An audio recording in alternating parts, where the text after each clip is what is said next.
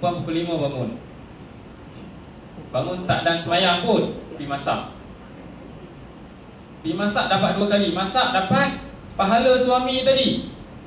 Dia dapat kerana dia menyediakan kemudahan kepada suami nak boleh sahur.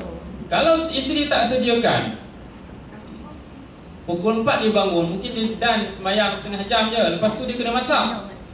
Nak makan macam mana? Sebabkan ada isteri masaklah, dia boleh teruskan semayang sampai dia boleh makan. Nampak? Islam ni Masya Allah. Lepas tu jangan kita kejar sesuatu yang remeh, kita tinggalkan sesuatu yang besar. Sesungguhnya suatu kumpulan mengajar ibadah dengan meninggalkan ilmu sehingga mereka memerangi umat Muhammad. Tak faham, maka perangi umat Muhammad. Selalu semua lalu satu masyarakat. Dan jika mereka menuntut ilmu, pasti mereka tidak akan melakukan perbuatan itu. Asas dia ilmu. Asas kepada siapa pun, penceramah pun, ustaz-ustaz pun, kadang-kadang dia boleh bagi bergaduh orang dengar ni, ustaz-ustaz pun. Sebab asas tanpa ilmu, dia bercakap pandai, putar belik, memang putar alam. Cakap ni kalau 2 jam cakap macam 5 minit kita dengar, pandai bercakap. Tapi ilmu tak ada. Asas tak ada pada ilmu itu sendiri. Maka orang yang dengar ni, dia tak suka pada ustaz tu, sebab ustaz tu memang tak bagus. Ustaz tu dia ada faham Wahabi sikit lah, dia Syiah sikit lah, dia ni bukan suka benda-benda macam ni. Nampak? Keutamaan sesuatu kena letakkan kepada yang lebih. Orang dah mengaji dah, jangan kita kata jangan pergi kat dia, jangan pergi kat dia, kecuali nampak dia ni menyuruh kita jelas. Ustaz ni nampak jelas menyuruh kita kepada keburukan, tak boleh lah. Tapi kalau ustaz tu sekali kita suruh bagi ceramah, dia menyuruh keburukan, esok tak panggil lah. Itu je, esok tak panggil lah. Tapi jangan kerana fahaman-fahaman yang ustaz lain tak suka kepada dia, kepada fahaman dia, menyebabkan dia tabur semua kepada anak murid dia. Masalah dalam masyarakat. Bila satu aliran tak suka pada aliran yang lain, maka difitnahlah sesuatu bahawa dia ni itu, dia ni itu, dia ni fahaman macam-macam lah. Kalau kita ni kalau sebut ustaz tu fahaman Wahabi, tobat tak panggil lah. Kalau tanya Pak Wahabi tu apa dia, tak tahu dia. Nak ilmu tak ada, macam mana? Ustaz tu dia doa selepas semayang tak ada. Wahabi lah tu, Wahabi tak semayang tak kunut. Wahabi ni semayang dia tak ada doa, tu Wahabi lah tu. Itu bahayalah masyarakat. Ilmu dulu, belajar dulu. Belajar dulu tentang Islam, tentang semayang. Sekarang ada buku, promo buku dulu ni, ensiklopedia solat, semua lengkap dalam ni. Sebab apa saya bawa macam ni? Saya bawa, saya jual lama dah, saya tak bawa. Makcik saya, dia kata, Marwan, saya cari buku ni lama dah, saya jumpa kat Putrajaya, dia kata, dia beli kat sana, dia duduk Penang, dia cari merata dah, tak jumpa. Padahal kat saya ada juga. Lepas tu saya tunjukkan tuan-tuan, puan-puan semua, kalau tak tahu Penang, tak payah pergi Putrajaya, sini ada. Susah nak cari buku. Indonesia mengarang ensiklopedia solat ni 3 jilid. Tapi Malaysia telah meringkaskan jadi 1 jilid. Semua ada sini. Tentang salat daripada A sampai Z ada. Tentang apa semua salat, bagaimana semua. Semayang kalau tak ada pakaian, macam mana nak semayang? Boleh semayang tak boleh? Boleh. Dalamnya ada cerita. Askar, macam mana nak semayang? Semua cerita. Dan kalau tuan-tuan nak beli, boleh cari di luar dengan tajuk ini juga, boleh cari dengan saya. Ni saya sambil ceramah lah, sambil kita promosi untuk kebaikan. Okey, kita teruskan. Ilmu sebagai syarat amal. Tanpa ilmu, maka tak cukup syarat untuk amal. Tak cukup syarat, tak sah, tak sempurna sekurang-kurangnya. Ilmu merupakan syarat bagi setiap aktiviti ataupun kepimpinan. Kita nak pimpin, nak memimpin, pimpin rumah tangga ni, kena ada ilmu. Tak ada ilmu, lingkup semua. Bukan anak kita pelan-pelan dekat kepada kita, lama-lama masuk pakaian dalam beg lari. Sebab tidak ada ilmu tu, kita nak mendekatkan kepada mereka, mendekatkan pemahaman, mendekatkan apa sahaja yang mereka suka. Kalau tengok teruk sangat anak-anak kita ni, sebab kita juga, sebab kita tak didik mereka. Bila besar, kita baru nak didik dia. Kita suruh pakailah baju yang panjang sikit, pakai baju yang panjang menutup lengan ini.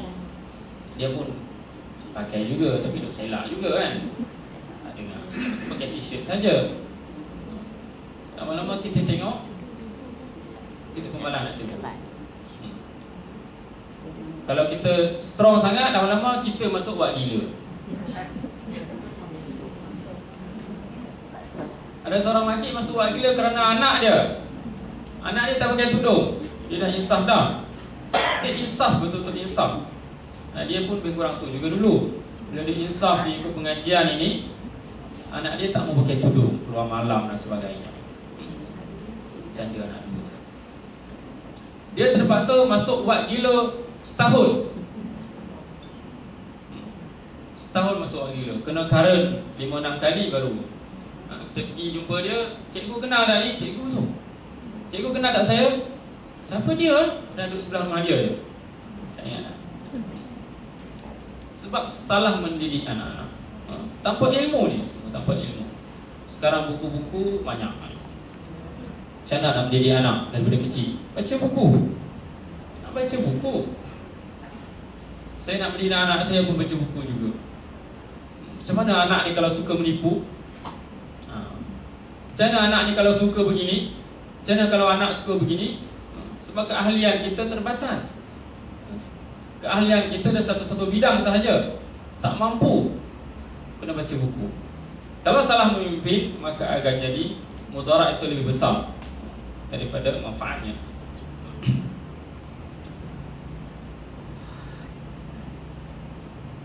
Pada hari ini selari dengan pernyataan puteri seorang tua besar dalam surah Al-Qasas disebutkan, sesungguhnya orang yang paling baik yang kamu ambil untuk bekerja pada kita ialah orang yang kuat lagi dapat dipercayai. Ini dalam kisah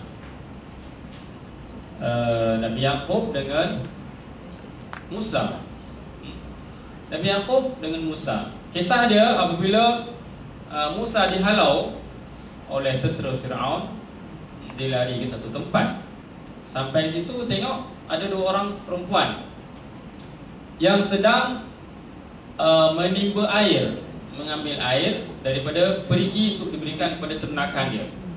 Kisah ini. Maka Nabi Musa tengok, ish, kesian 2 orang perempuan, adik-beradik dia sedang menimba air. Lama sangat Musa tengok. Musa pun nak minum air juga. Dia pun bantu. Musa ni Masya Allah lah. Musa ni memang sangat kuat. Dalam hadis, dalam Al-Quran menyebut, dalam hadis juga tentang kekuatan dia. Maka dia tengok kekuatan dia. Bila dia balik, Nabi Musa ni mula dia jalan di belakang, ternampak betis. Dia pun cepat-cepat jalan ke depan. Di situ anak Yaqub telah melihat 2 kebaikan. Yang pertama kebaikan kuat, yang kedua kebaikan dia. Bila dia jalan belakang, nampak sesuatu yang tak elok, dia pun jalan ke depan. Disebut kepada ayah dia, sesungguhnya orang yang paling baik yang kamu ambil untuk bekerja pada kita ialah orang yang kuat lagi dapat dipercayai. Nabi Musa, Nabi Yaqub ni nak mengambil pekerja, kata ambil orang ini, ambil Musa ni. Sebab aku nampak kebaikan. Yang pertama dia kuat, angkat air, kuat. Yang kedua dia dapat dipercayai. Dapat dipercayai bila saya jalan di depan, terselak betis kerana angin, maka dia pun terus jalan ke depan. Nabi Musa bekerja dengan Yaqub selama 10 tahun lebih. Mengembala, ditarbiah oleh Yaqub dan akhirnya mengawini isteri Nabi Yaqub. Adapun dalam hal aktiviti kemiliteran, militer tuan-tuan tahu militer, askar. Allah berfirman tentang alasan pemilihan Talut sebagai raja daripada tokoh-tokoh lain daripada Bani Israel. Talut ini raja pada masa Nabi Daud. Kenapa dipilih Talut? Nabi mereka berkata sesungguhnya Allah telah memilihnya menjadi rajamu dan menganugerahnya ilmu yang luas dan tubuh yang perkasa. Sebab ilmu, jadi askar, jadi pemimpin askar kena ada ilmu juga. Kalau tak ada ilmu, badan kuat bagaimana sekalipun ikut semua. Tak ada ilmu, tak ada strategi. Kenapa dipilih Talut? Kerana Talut tu berilmu dan kuat. Ada satu kisah dalam kisah Nabi Sulaiman, ada dalam Quran. Pada ketika Nabi Sulaiman bermusyawarah ingin menyuruh pada rakyatnya membawa singgasana Puteri Balqis, jin pun bangun. Qala ifritu minal jin ana atika bihi qabla an yaquma min maqamik.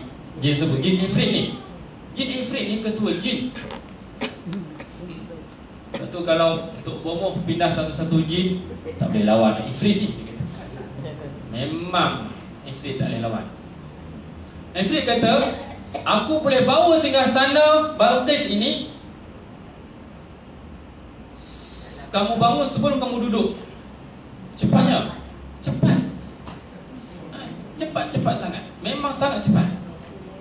Bukan nak pindah balik, bawa, seketul bawa. Itu kalau sekarang ini orang memuja jin, ambil anak batu, cucuk kat kepala. Maknanya kita di sana duk sakit. Dia dah tu. Itu betul tu. Sihir. Bayangkan jin boleh pindah, singgasana boleh pindah. Jin. Kalau penyihir Amerika nama apa? David Copperfield. Dia boleh pindah, boleh hilangkan jabatan apa nama? Boleh hilangkan. Jin lah tu. Nampak tak kuasa jin? Tapi apa kata? Selepas jin bangun, jin kata aku boleh pindah, kamu bangun sambil kamu duduk. Qala alladhi ilmu minal kitab ana atika bihi qabla an yartadda ilaika tarfu. Orang yang berilmu bangun. Nampak? Orang yang berilmu bangun disebut orang yang berilmu sebelum Nabi Sulaiman adalah Taurat dan Zabur. Dia kata, saya boleh pindah singgasana Balqis sebelum kamu kedip mata. Siapa cepat? Dia boleh cepat. Kerana apa? Ilmu minal kitab. Ada ilmu tentang kitab. Ilmu kita nak. Ilmu kita nak. Dalam kehidupan kita ilmu. Masya Allah. Kita sekarang ini mundur, dijajah kerana tidak ada ilmu. Kita sendiri tidak ada ilmu. Bukan Islam itu tidak menggalakkan ilmu. Kita tidak ada ilmu. Bidang apa kita nak bangga? Sekarang kita bangga bidang doktor kan. Kalau di KL banyak doktor-doktor yang bawah jambatan, semua Melayu. Semua Melayu. Kalau doktor bukan Melayu ni ada di rumah-rumah lah. Tapi kalau bawah jambatan semua doktor Melayu. Doktor cucuk sendiri. Doktor Melayu tu bukan sahaja lelaki, tapi perempuan. Itu kita bangga. Mungkin di sini tak nampak. Tuan-tuan pergi sekali ke KL, tengok sendiri macam mana kehidupan doktor-doktor di sana. Dengan apa kita nak bangga? Ilmu orang lain telah rampas daripada khazanah Islam itu sendiri. Orang Jepun telah merampas nilai-nilai murni dalam Islam. Orang Eropah telah merampas nilai-nilai murni dalam Islam. Syekh Qutb kata, Aku pergi ke Eropah, nampak nilai-nilai Islam mereka telah ambil. Apabila aku balik ke Mesir, mereka tidak mengamalkan nilai-nilai Islam, bahkan mengambil nilai jahiliyah. Lebih kurang macam itu.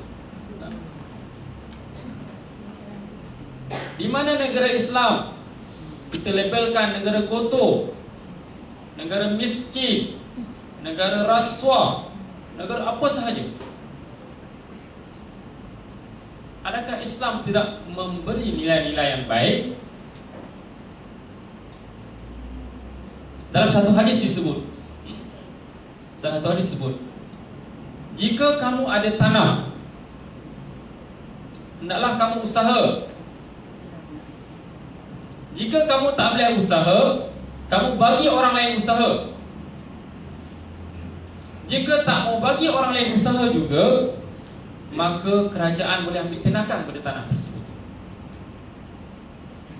Berapa banyak tanah orang Melayu terbiar, orang Islam tersebut Melayu.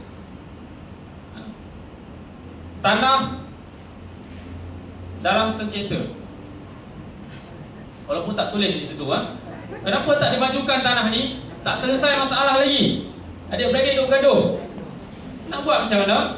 Yang kawan ni nak tanam nanas, kawan ni nak tanam kelapa sawit, kawan ni nak tanam semua.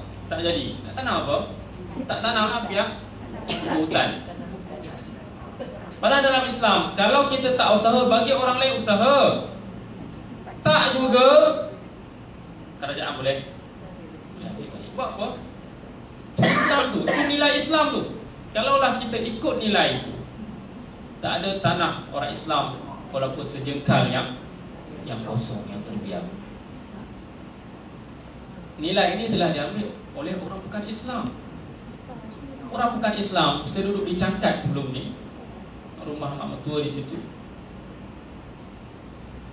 Di Pekan Cangkat itu orang Cina, tanah sekakang kera di sekeliling rumah dia tak pernah kosong.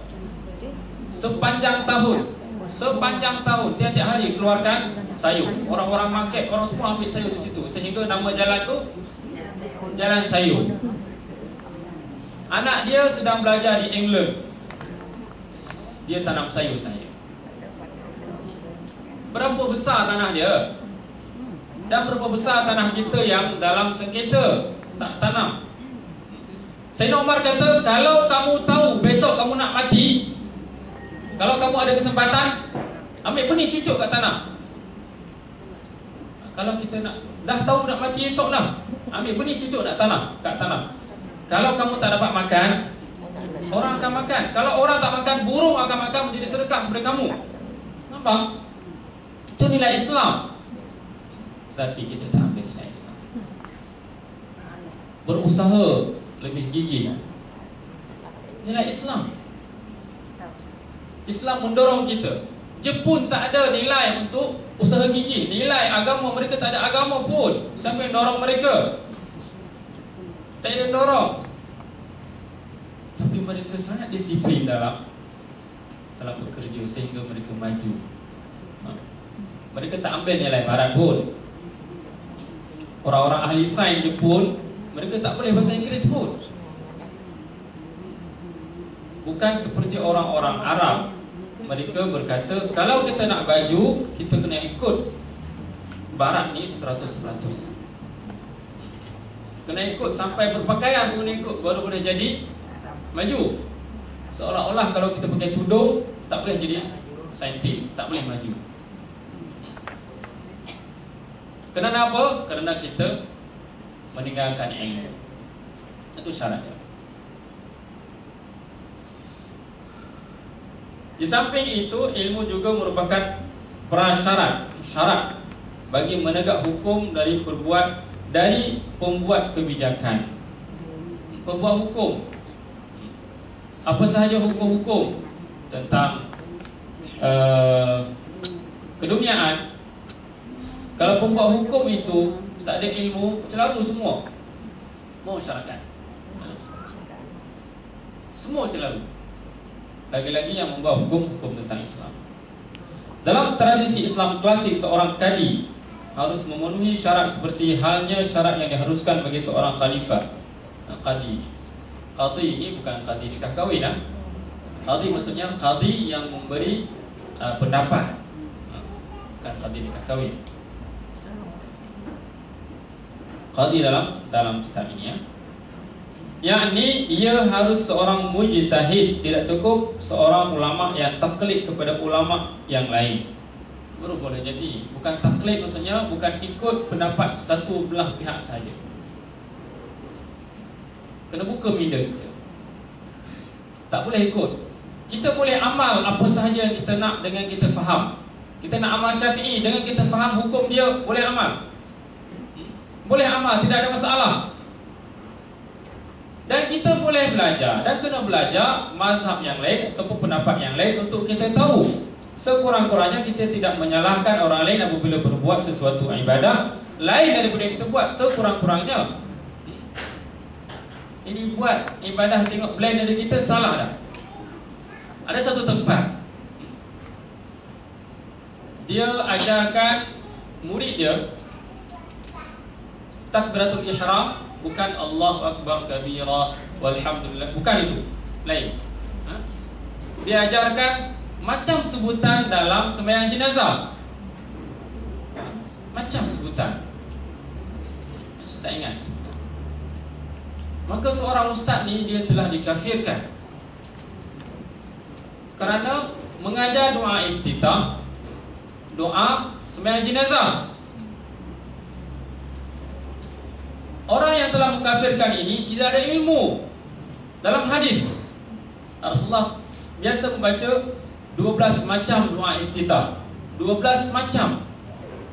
Salah satu macam yang kita baca sekarang ini. Kenapa salah orang baca yang lain daripada yang kita baca, sedangkan Rasulullah pernah membaca?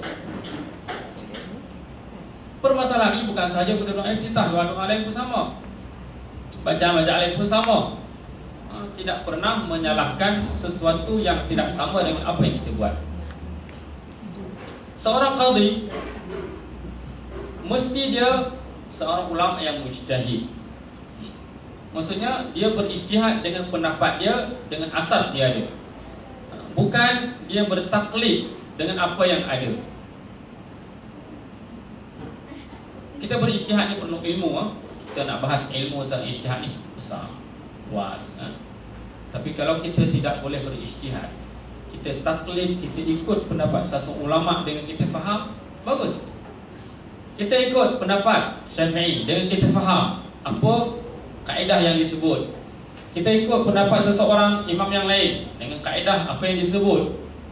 Tidak menjadi masalah, walaupun kita tidak sampai pada taraf mujtahid. Tidak ada masalah. Tetapi pada hakikatnya, kita sambung yang di atas, tidak cukup dengan seorang ulama yang taklid kepada ulama yang lain, sebab prinsip dasar ilmu adalah mengetahui kebenaran dengan dalilnya. Itu dasar ilmu. Kita mengetahui kebenaran atas dalil. Jika dibawa dalil yang baik, yang sah, dan dengan dalil itu dapat membawa kebenaran, maka itu adalah kebenaran. Itu adalah kebenaran. Kita baca Yasin. Kita baca Yasin.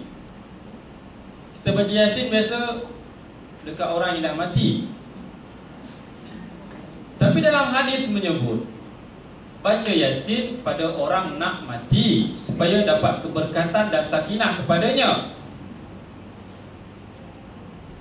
Selepas dia mati boleh kita baca, tetapi tidak ada khususan hadis yang disebut.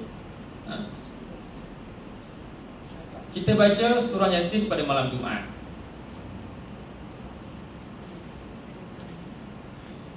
Kita khususkan surah Yasin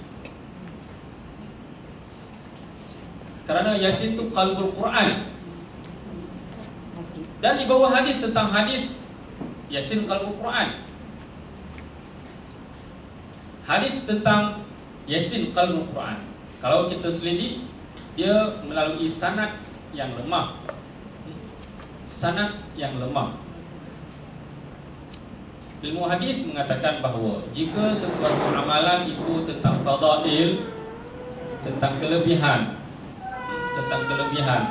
maka kita tidak mengapa mengambil hadis itu daripada sanad yang lemah, tidak mengapa.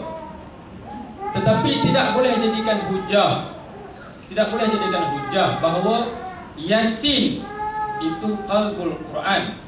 Kita boleh amalkan kerana hadis itu datang daripada sanad yang lemah. Kenapa baca Yasin? Makcik kata, dah itu yang boleh, tak ada masalah lah. Dah lain tak boleh, fadal baca. Kenapa baca malam Jumaat? Dah masa tu ada masa, bacalah, tak ada masalah. Yang tak bolehnya menetapkan seolah-olah Yasin kena baca tiap-tiap malam Jumaat. Tak baca tak sah. Itu tak boleh kan? Itu yang tak boleh. Tapi ada masjid-masjid dia dah ganti dah.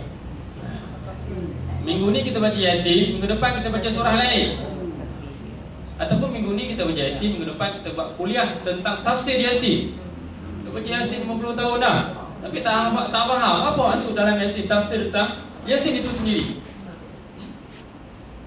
Orang Melayu ni tak boleh amal, baiknya tak amal semua tapi tak tinggal semua. Orang dulu, kekuatan orang dulu ni bukan kekuatan dia kepada benda-benda yang besar.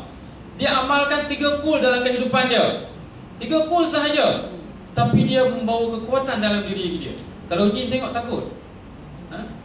Ini kita Al-Quran boleh hafal 30 juz, jin pun jeling ke kita, tak takut. Kerana tidak amal. Orang dulu ni 3 surah saja dalam diri dia.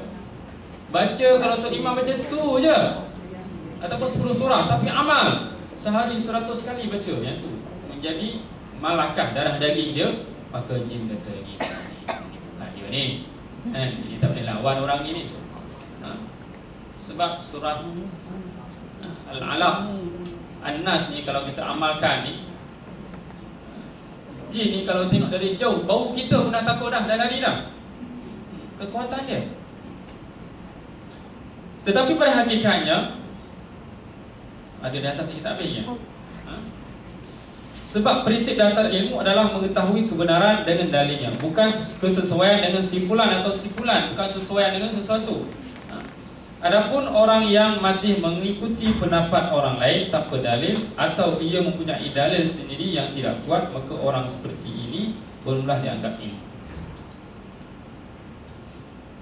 Dalam hadis, kita baca bawah, yang diriwayatkan oleh Buraidah dari Rasulullah SAW bahawa beliau bersabda, kadi itu ada 3 macam. Kadi ini maksudnya mufti lah, mufti bukan kadi yang biasa kita dengar. 2 dalam neraka dan 1 dalam syurga. Sudah, lepas ni tak jadilah semua kadi. 2 dalam neraka. Seorang kadi yang mengetahui kebenaran lalu ia memutuskan hukum berdasarkan ilmunya. Tahu kebenaran, kena siapa pun bagi tahu. Sekarang ni takut kena orang politik kan? Salahnya. Kalau Islam kata begitu, hadis kata begitu, tak kira lah siapa yang kena, nasib kamu lah. Kenapa kamu buat kan? Bukan salah dia. Kenapa kamu buat yang salahnya? Berdasarkan ilmunya, berdasarkan kebenaran diputuskan. Dia tak kira lah esok kena pecat, tak kira lah. Pecat lah jadi kebenaran. Maka ia dalam syurga. Ini orang syurga. Bukan mengampu. Bukan tengok keadaan begini, ambil Al-Quran kita sesuaikan. Itu bab lain lah, kita sembang bab lain nanti, banyak sangat. Dan seorang kadi yang memutuskan perkara dengan kebodohan, maka ia dalam neraka. Kebodohan bukan mana dia bodoh, dia tahu hukum begini, tapi dia nak pulas juga, pulas supaya jadi macam yang penguasa suka. Tak boleh tapi pulas tu kita faham lah, pulas. Ini dalam neraka. Buat hukum ni banyak dalam masyarakat. Banyak dalam masyarakat. Dah kena pulas lah. Kalau tak mes kena tarik balik. Banglo dah dapat dah sebiji tahun lepas, takkan tak pulas kot. Sekali tak pulas lagi kena tarik balik dulu kat mana? Nak sewa rumah lagi. Maka ia dalam neraka. Dan seorang kadi yang mengetahui kebenaran lalu berlaku tidak adil dalam memutuskan hukum, maka ia dalam neraka. Dia banyak situasi ya.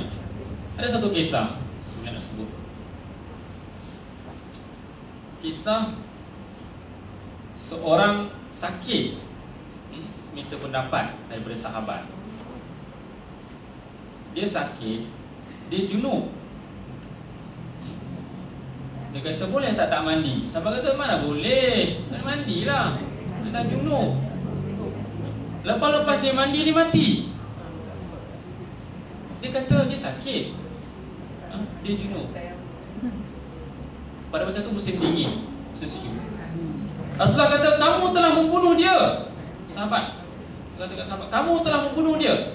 Kenapa kamu berfatwa dia kena mandi, sepatutnya dia boleh tayamum je? Sebab dia ada penyakit.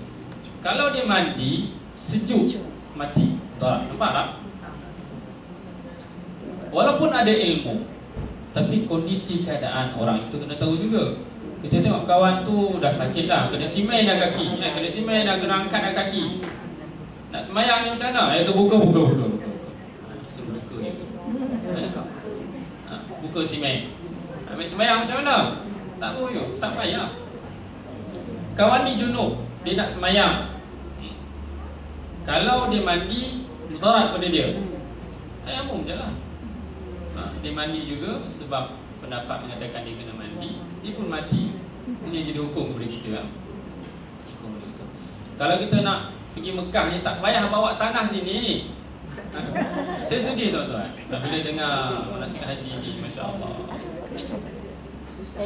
Ustaz-ustaz yang bercakap, dia pandai bercakap. Saya tak kata mereka tak ada ilmu. Kita tak kata mereka tak ada ilmu, Masya Allah. Tapi dari satu sudut, apabila mereka kata kena bawa tanah, Masya Allah, orang apabila dengar bawa tanah Nabi mana-mana, ni orang tak masuk Islam dah. Tak masuk Islam. Taubat tak masuk Islam. Susah Islam ni, nak amal Islam sangat-sangat susah. Kena bawa tanah ke mana-mana lagi, jenuh buat tanah ni, buat airport, kena cek apa semua lagi. Macam mana nak buat? Saya pernah bertelagah, bukan bergaduh, dengan seorang pembimbing haji di Mekah. Saya datang dari Mesir, saya ikut jemaah Mesir dan sebuah jemaah juga di sana. Saya kata saya tak membayar dam. Mana boleh buat haji tamattu'. Buat haji tamattu' kena bayar dam. Saya kata saya tak payah bayar dam. Saya puasa 3 hari di sana dan 7 hari di masa saya balik. Kata mana ada. Nampak dah dangkal. Padahal disebut ayat Al-Quran surah Al-Baqarah. Selepas ayat tentang puasa tu, bawah dia sekali. 7 hari di sana, sambung lagi, tak payah bayar dam pun tak apa. Sebab kita pelajar, duit memang tak cukup pun. Pergi sana untuk cari duit. Kalau sembelih dam lagi, habislah duit. Cari duit untuk bukan berpoya-poya, nak beli buku. Anda tak payahlah bayar dam. Tapi bila dia bergaduh, kata tak boleh kena bayar dam juga, kita pun senyaplah. Nampak? Benda ni asasnya ilmu. Tak ada ilmu, habis semua. Yang boleh jadi tak boleh. Pentingnya ilmu daripada mufti. Ini kita mungkin tak tengoklah. Mufti ni mesti ada ilmu. Sebagai seorang kadi, kadi ni fatwa juga, cuma dia lebih kecil. Kalau mufti, kalau negara lain, mufti ni duduk di persekutuan, bukan di negeri. Tapi Malaysia tiap negeri ada mufti. Kalau negara lain, mufti hanya seorang saja. Yang di negeri ni nama dia kadi. Kadi maksudnya macam mufti di tiap negeri. Beza di Malaysia. Disyaratkan agar tidak memberikan fatwa kepada manusia kecuali berilmu. Ini ada hadis yang saya sebut tadi ni. Nabi sangat mencela orang yang cepat-cepat memberikan fatwa. Misalnya mereka memberikan fatwa terhadap kes seorang yang terluka dan mengalami junub tanpa memperhatikan luka. Mereka memberikan fatwa agar dia mandi hingga menyebabkan kematiannya. Melihat peristiwa ini, Rasulullah SAW bersabda, mereka telah membunuhnya. Mudah-mudahan Allah membunuh mereka. Mengapa mereka tidak bertanya terlebih dahulu jika mereka belum mengerti? Sesungguhnya ubat kebodohan itu bertanya. Sebenarnya baginya si terluka cukup bertayamum sahaja. Apa sahaja kita putuskan tentang bab hukum ni, selain ada ilmu tentang bab tersebut, juga kena ada ilmu tentang bagaimana bab tersebut. Kalau sebelum ini tentang riba kan, kalau ulama nak membahaskan tentang riba, dia kena tanya orang-orang ekonomi macam mana perjalanan duit. Tak boleh buat hukum terus. Kalau ulama nak membuat hukum tentang ASB, ada masuk tuan-tuan semua? Tentang ASB, kena tanya orang yang ada di dalam ekonomi macam mana perjalanan ASB tersebut. Dah tahu perjalanan, baru boleh buat hukum. Dah tahu kawan ini keadaan dia macam mana, baru bagi hukum. Jangan bagi hukum main hantam promo sahaja. Fatwa bangsa mengatakan boleh. Kerana nak tahu? Nak sebut ke? Walaupun dalam bursa saham tersebut, sebegitu pendapat. Nanti tuan-tuan puan-puan boleh ambil sendirilah. Yang mengatakan tak boleh, mengatakan tak boleh kerana dalam sistem yang digunakan ataupun duit itu dilaburkan di tempat yang bercampur-campur, dan percampurannya sedikit di tempat yang haram, sedikit, bukan banyak, sedikit di tempat yang haram. Mereka memisalkan, memberi contoh, jika satu kuali itu kita masak benda yang haram, yang halal,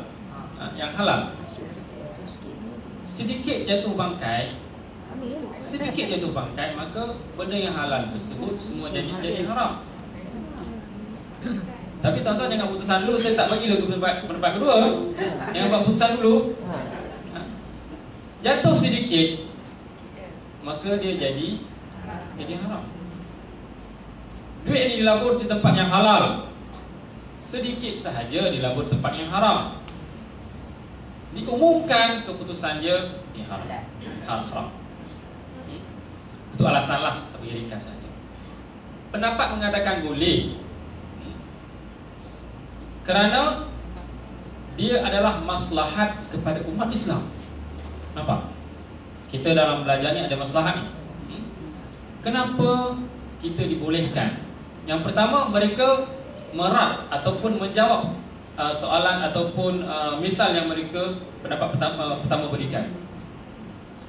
Satu benda yang halal dalam satu bekas jatuh bangkai, semua jadi haram. Itu kita tak boleh pisahkan. Kalau benda tu kita boleh pisahkan, ambil benda bangkai itu, buang, dan dia tak bercampur dengan yang lain, maka boleh kita ambil dia. Alasan mengatakan boleh yang pertama, maslahat umat Islam itu sendiri. Kerana kita ditindas oleh orang bukan Islam kerana ekonomi kita. SB ini membantu ekonomi orang Islam, membantu. Ini ada alasan nak boleh ni kan, membantu ekonomi orang Islam. Kerana apabila kita lemah, kita susah nak buat pada kebaikan. Kalau tuan-tuan naik kereta di Penang, di pulau, kita naik kereta cabuk je, sekeliling kita naik kereta besar, sudah kereta. Kita rasa rendahnya orang Islam. Orang Islam dulu rumah-rumah flat yang kumuh, yang runtuh. Orang bukan Islam seolah-olah Islam itulah Islam, kotor itulah Islam, merempat itulah Islam. kos rendah itulah Islam. Tempat itu kalau lebih daripada 100, boleh bilang orang Islam lebih daripada 100. Tempat saya duduk dulu sekarang dibuat bangunan 3 tingkat. Harga dia tahu tuan-tuan berapa? 700. Ada orang Islam nak beli? Taubat tak beli, ada duit tak mau beli. Masalah dia untuk menaikkan ekonomi orang Islam. Itu macam mana yang bercampur dengan benda-benda yang haram? Bercampur itu boleh tak pisahkan? Duit boleh pisahkan tak? Boleh. Walaupun duit itu tak boleh pisahkan, tapi nilai boleh pisahkan. Kalau bangkai yang jatuh tak boleh pisahkan, tak apalah, memang haram pun.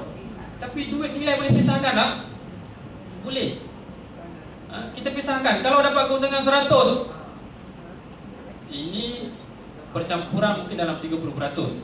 Pisahkan 30. Tazkiyah disebut. Sucikan dia. Sebab apa? Sebab ada masalah yang besar. Kalau tak ada masalah yang besar, maka tazkiyah ini tak perlu, tak payah, tak boleh juga. Pendapat bangsaan, bukan pendapat saya, mengatakan boleh kerana masalah orang Islam lebih besar. Dan apa yang bercampur tadi boleh pindah. Dia bukan macam bangkai jatuh. Kita boleh pindah nilai-nilai. Hari ini saya pinjam duit kat kamu. Pinjam kena bayar balik kan? Pinjam duit. Besok dibagi duit yang hari itu pinjam tak? Bukan, dibagi apa? Nilai dia duit lain, tapi nilai RM50 itu nilai. Apabila kita tahu percampuran itu hanya 30%, maka tazkiyahlah duit itu. Dapat untung 1,000 contoh, 1,000. Ambil 300, tazkiyah dia, bagi kepada kebajikan ramai. Sebab keuntungan itu dapat memberi maslahat kepada orang Islam. ASP ni orang bukan Islam tak boleh masuk. Orang bukan Bumiputera tak boleh masuk. Bukan orang Islam, bukan ya. Orang Bumiputera Sabah boleh masuklah.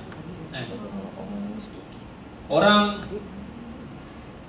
bukan Melayu boleh masuk dengan syarat dia Islam, macam tu ke syarat dia?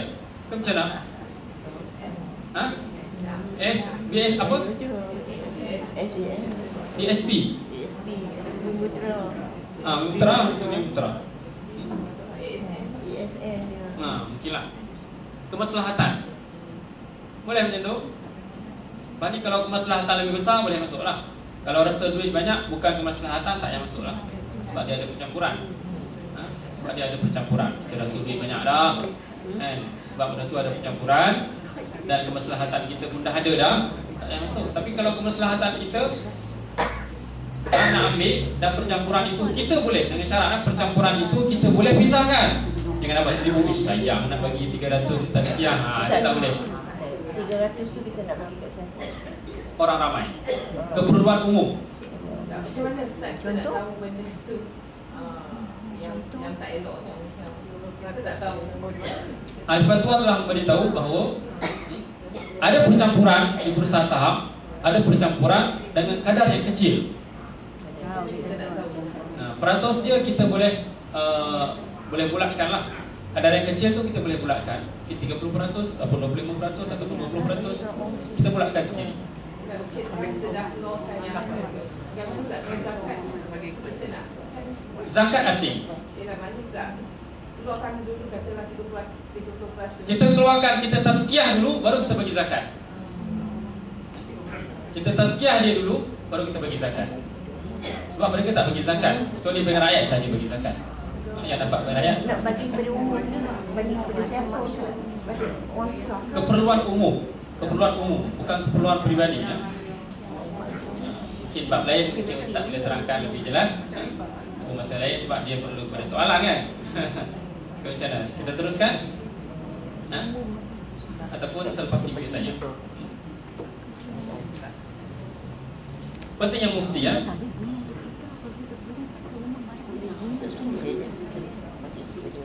Ibnu Qayyim juga menapis beberapa hadis.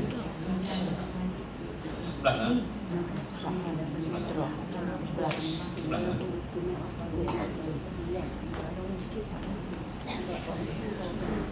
Okey, insya-Allah kita cukup di sini. Sampai pentingnya ilmu bagi mufti. Ada saya tekankan sedikit tentang ilmu dalam bab ini kerana dia menjadi punca lah kepada semua perkara-perkara. Sebab dengan ilmu ini kita boleh maju, dan dengan ilmu ini kita boleh mentadbir Islam di dunia ini dengan Islam. Tanpa ilmu kita akan dicemuh oleh masyarakat yang lain kerana kejahilan kita sendiri. Jadi di sini seperti saya sebutkan tadi, kalau tuan-tuan puan minat kepada buku ini, tengok dulu.